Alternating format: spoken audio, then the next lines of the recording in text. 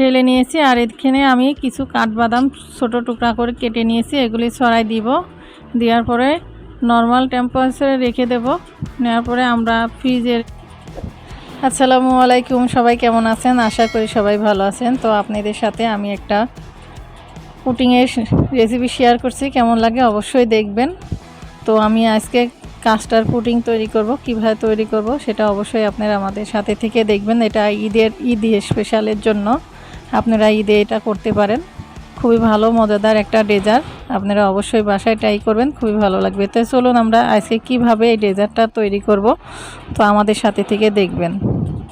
তো এখানে আমি 2 কাপ দুধ উঠাই নিয়েছি। এখানে আমি আগালাগা পাউডার 1 চামচ দিয়ে গুলিয়ে নিব। তো এই জন্য এখানে দুধটা আলাদা করে উঠাই নিয়েছি। তো এখানে আমি আগালাগা পাউডার দিচ্ছি, আর এই দুধটা আমি গরম দুধ দিচ্ছি না, যেহেতু আগে থেকে জাল করা দুধটা, ওই জন্য ঠান্ডা দুধের মধ্যে 1 চামচ আগালাগা পাউডার দিয়ে ভালো করে মিশিয়ে নিচ্ছি।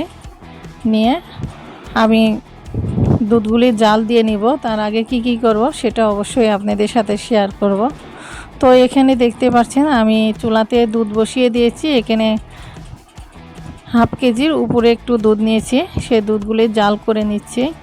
তো দেখুন এখানে জাল করছি। আর এদিকে আপনাদেরকে বলতে ভুলে গিয়েছিলাম, আমি এখানে চিনিটা দিয়েছি স্বাদ অনুযায়ী, আপনারা যে যেমন মিষ্টি পছন্দ করেন সেভাবে দিবেন। তো আমি চিনিটা দিতে ভুলে গিয়েছিলাম, আপনাদের দেখাই নাই। তো চিনিটা আপনারা দিয়ে নেবেন। আর এখানে আমি 1 চামচ কাস্টার্ড পাউডার দিয়ে দিচ্ছি, দিয়ে সুন্দরভাবে গুলাই নিব।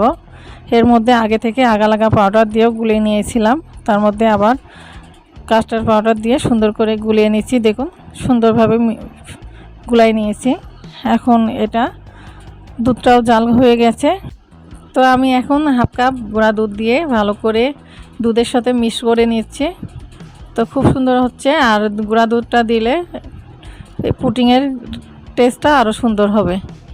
তো দেখুন এখানে হয়ে গেছে মিক্স করে নেওয়া। আর আমরা এখন এদিকে আগালাগা পাউডার আর কাস্টার্ড পাউডারটা গুলাই নিয়েছিলাম, সেটাও দিয়ে ভালো করে নেড়ে চেড়ে মিক্স করে নিচ্ছি। আর এটা বলক উঠলে আমরা চুলাটা বন্ধ করে দেব।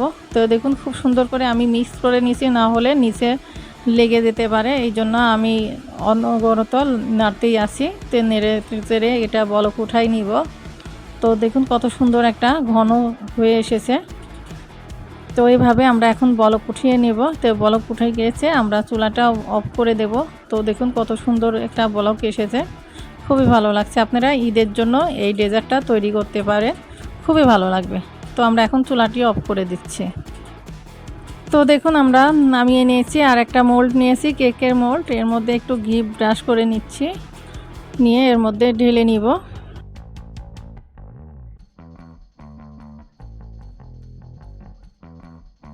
তো দেখুন আমরা ঢেলে নিয়েছি। আর এখানে আমি কিছু কাঠবাদাম ছোট টুকরা করে কেটে নিয়েছি, এগুলি ছড়াই দিব। দেওয়ার পরে নর্মাল টেম্পারেচারে রেখে দেব। নেওয়ার পরে আমরা ফ্রিজে রেখে দিব। তো এটা ঠান্ডা হলে ডেজার্টটা খেতে অসম্ভব মজাদার লাগে।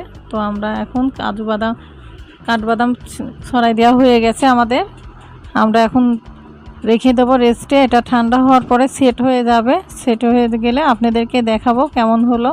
আপনারা চাইলে এটা আগের দিন রাত্রে করে পরের দিনও খেতে পারবেন, খুবই মজাদার হবে। আর ঈদের জন্য খুব স্পেশাল, এটা অবশ্যই বাসায় একবার হলেও ট্রাই করে দেখবেন, খুবই ভালো লাগবে। তো দেখুন আমাদের এটা সেট হয়ে গেছে, আমরা এখন উঠিয়ে নিব। তো আমরা একটা চামচের সাহায্যে সাইডটি খুলে নিচ্ছি। নেওয়ার পরে আমরা এখন দেখাবো কেমন হলো, অবশ্যই দেখবেন। আর ভালো লাগলে অবশ্যই আমার চ্যানেলটি সাবস্ক্রাইব করতে ভুলবেন না। তো দেখুন আমরা এখন এটা ঢেলে নিয়েছি, আর এত সুন্দর সেট হয়েছে, দেখুন কত সুন্দর লাগছে। অবশ্যই একবার হলেও বাসায় ট্রাই করবেন, ঈদের জন্য খুবই স্পেশাল হবে। তো করে দেখবেন, খুবই ভালো লাগবে।